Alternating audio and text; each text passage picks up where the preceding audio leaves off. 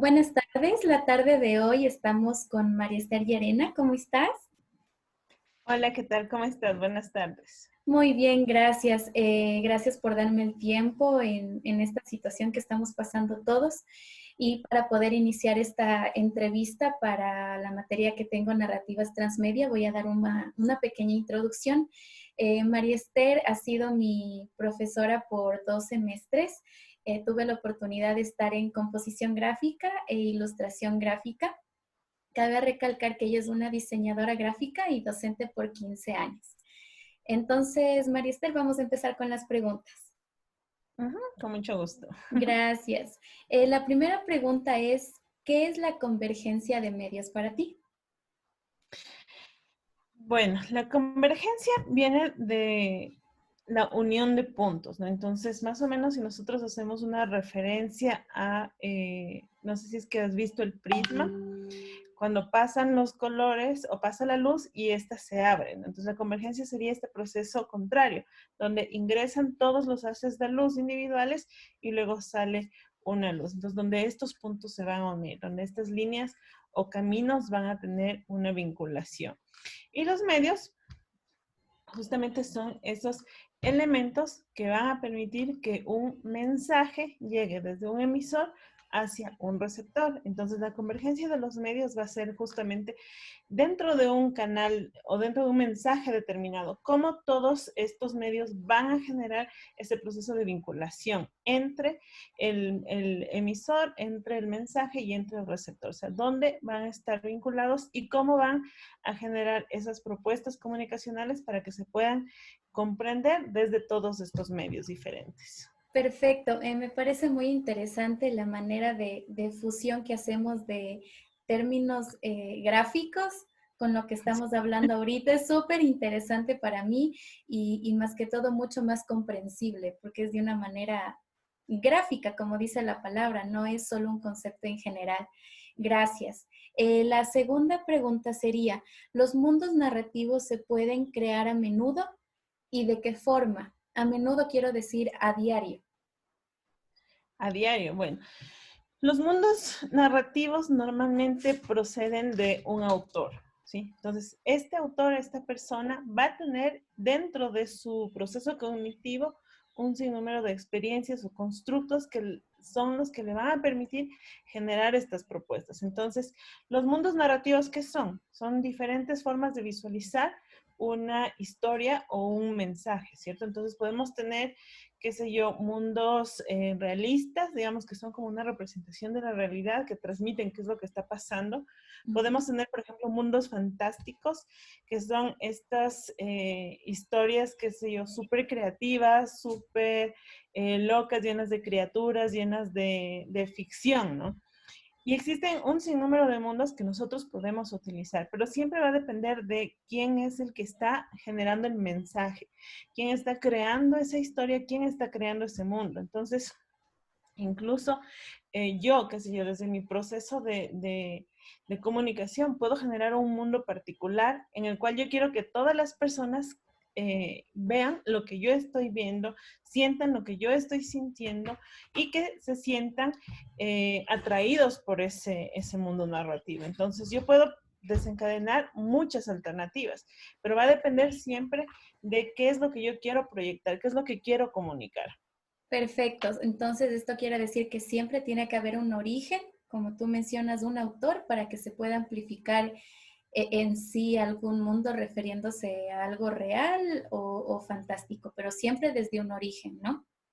Claro, la persona es la que en función de sus conocimientos, porque además siempre tenemos que ver desde qué parte de o cultura nosotros estamos generando, ¿no? Si es que estamos hablando de jóvenes, por ejemplo, entonces podemos nosotros en cambio tener un mensaje muchísimo más común, digamos, más gestionado hacia la jerga, hacia las situaciones que pasan entre los jóvenes, o la parte esta fantasiosa, ¿no? Entonces, ¿qué es lo que yo quiero? ¿Cuáles son mis constructos previos y mi capacidad de creatividad para en función de eso yo decir, ok, voy a establecer un mundo narrativo fantasioso? Entonces, ¿qué me imagino? ¿Cómo lo construyo? ¿Qué es lo que yo voy a realizar? Y dependiendo de mis conocimientos, voy a estar en capacidad de generar nuevas, qué sé yo, narrativas creativas, fantasiosas, qué sé yo, que generen leyendas o que sean mágicas, digamos. O Muchas gracias. quiera. Ujú. Gracias, gracias, Marister. Vamos con la próxima pregunta. Dice, ¿ha ha crecido las narrativas transmedia en Latinoamérica? ¿Existe algún ejemplo que usted lo haya visto actualmente? Bueno, como entre los ejemplos más característicos, digamos, podríamos encontrar dentro del medio lo que es las series, por ejemplo, las películas como Star Wars, Pokémon, por ejemplo, que es uno de los elementos donde incluso cada una de las personas desde su celular, generando con nuevas tecnologías, accedían a mundos o a juegos que tenían que un poco controlar su estado de la vida real. Entonces ya no era solo frente a la computadora, sino también era desde su, qué sé yo, caminar, desde su transitar. Entonces ir tomando estos elementos para apropiarse de este mundo. Entonces, todo va a depender siempre de las variantes informativas, ¿no? Es decir, cómo yo también me adapto dentro de lo que son los diversos soportes digitales, dentro de los diversos medios. Y ahí es justamente qué es lo que yo puedo hacer y cuál es la capacidad. Dentro de un ejemplo en Latinoamérica, podría ser esto, Enchufe TV, por ejemplo, es uno de ellos. Entonces, Claro que sí. no solamente están dentro de lo que son las redes, sino también han generado tanto, qué sé yo, caos incluso, que eh, iban a tener una demanda por parte de los directores de El Chavo del Ocho, o de las Increíble. personas que tienen ahora, ¿no? E incluso recién hubo un video que tuvieron con Eugenio Derbez, ¿no? Entonces, Sí, cuando sí, todo el sí, mundo sí. creía que el autor, por ejemplo, el que estaba haciendo la sátira, cuando creían que a este autor iba a provocar una demanda, todo resulta que él se apersonó también de eso y respondió con el mismo sistema de comunicación cómico, ¿no? Sí, Entonces, es muy importante lo que dices y ya que, bueno, en primer lugar, Enchufe TV, siendo ecuatoriano, que sobrepase varias barreras y muy importante lo que tú mencionas con Eugenio Derbez de que la persona no se sienta aludido, sino que forme parte de. forma parte de, exactamente. Entonces, claro, cuando todo el mundo dijo, va a tener el mismo problema que tuvo con respecto al Chavo del Ocho, entonces fue como, le dio un giro total y más bien salieron airosos de eso. Sí, estoy muy, muy emocionada de esto porque sin querer, con la pregunta 3 que te acabo de hacer, respondimos a la cuarta, que era, ¿existe un estricto lineamiento a seguir para hacer una buena audiencia activa? Entonces, eso es lo que acabamos de decir. Todos sin intención estamos siendo parte de, capaz que tú como docente sabes perfectamente el fin que se tiene de hacer, pero muchas personas en general, padres de familia, abuelitos también que están sintiéndose parte de las redes sociales, están cumpliendo con eso. Y yo creo que no hay un estricto lineamiento, sino solo forma de apoyar.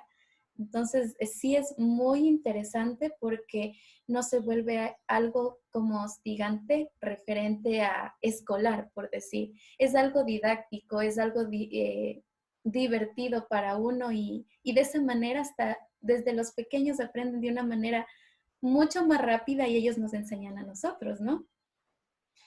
Sí, bueno, esta parte de los lineamientos también depende, ¿no? Porque hemos nosotros evolucionado también con la historia desde, qué sé yo, el periódico, desde el papel, Ujú. la parte de la radio, la parte de la televisión. Entonces eran estos medios tradicionales en los que únicamente éramos receptores. Entonces recibíamos esa información y teníamos que decir, sí, bueno, esto debe ser así, ¿no? Sí, sí, Entonces, sí. luego vienen estos otros elementos como el BTL, por ejemplo, que son medios alternativos y ya nos hacían como que formar parte, ¿no? Entonces ya no recibíamos solo la información, sino tal vez un regalito por ahí, las modelos por ahí, qué sé yo, una chica súper guapa que nos decía, Sí. compre esto de aquí. Y entonces luego vienen las TICs. Y ahora, entonces todos, ¿qué hacemos con las TICs? Bueno, hay que adaptarse. Y entonces, con esto de las TIC, no solo es las TIC, no solo es la computadora, no solo es el internet, no solo es el celular, sino es un sinnúmero de recursos y elementos que se están generando. Entonces, ¿cuál es el lineamiento para la audiencia? Es, yo creo que la parte de tener esta apertura para poder entender. Tú bien dices, ¿qué es lo que pasa con los viejitos? Pues para algunos les cuesta muchísimo. Por ejemplo, qué sé yo, coger un smartphone o coger el internet, poner Netflix, son limitantes que si es que las Sí. personas no abren su mente y las personas no están dispuestos a generar ese aprendizaje, entonces va a ser muy complejo. Y especialmente también me reía recién de un meme que había que estaba el Joker, ¿no? Entonces decía, los docentes cuando recién aprenden a utilizar el proyector y estaba el Joker feliz. Y dice, y los docentes ahora con la educación en línea y está un taxi atropellándole. Entonces, o se adaptan los docentes, o se adaptan las empresas, o van a qué sé yo, desaparecer, porque en Sí. este caso hemos visto, ¿no? Las empresas que no tienen esta posibilidad de ejecución, de acción rápida, de adaptarse al medio, están quebrando y están despidiendo. Así Las es. personas que no tienen la capacidad de evolucionar, de aprender, de practicar y de estar abiertos, porque además es una cuestión de decisión, no solo de aprendizaje y de información. O sea, si yo decido, puedo hacerlo, quiero hacerlo y voy a hacerlo. Sí, sí, sí, sí, totalmente cierto y lamentablemente hay que poner de parte de uno porque puede haber muchos docentes o alumnos que tengan familias que los apoyen, pero otros también que no lo tengan. Entonces, o entro y le doy todo o nada. Entonces, estoy muy de acuerdo con tu comentario, María Esther. Y vamos con la última pregunta. ¿Cuál es el desafío más grande que se puede lograr en las narrativas transmedia? Yo creo que esta parte, ¿no? Porque, bueno, ¿cómo podemos nosotros hacer para que qué sé yo, producto, ¿no? Un libro, una película, una campaña, qué es lo que nosotros queremos hacer? Primero, creo que el desafío sería como que la parte de inversión y capacitación. Entonces, si yo tengo un producto que es muy bueno y quiero lanzar, ¿cuál es mi capacidad de respuesta primero? Porque además ahora no únicamente es las redes, no únicamente es los libros, las ventas, el e-commerce, sino también ya vienen como que tecnologías que no son tan nuevas, pero que ya van a arremeter con todo, como la realidad virtual, la gamificación, la parte de hologramas, por ejemplo, que hemos Ujú. visto hasta ahora en películas, pero que ya son realidad en muchos casos. Y entonces, ¿cómo vamos a adaptarnos? Creo que ese es el desafío más grande. ¿Cómo vamos a adaptarnos? ¿Cómo vamos a crecer? ¿Cómo vamos a contratar personal capacitado o a capacitar a nuestro personal para que estén dentro de esos elementos? Por ejemplo, si nosotros hacemos una campaña y tenemos muchos ataques de las personas, ¿cómo vamos a defendernos? ¿Qué capacidad de respuesta ante esos eventos podemos tener? Sí, estoy muy de acuerdo porque aparentemente para jóvenes y docentes que ya están dentro de las TICs es un poco más fácil, pero también hay que buscar varios campos necesarios, positivos y negativos para poder superar eso. Y totalmente cierto, María Esther, te agradezco mucho.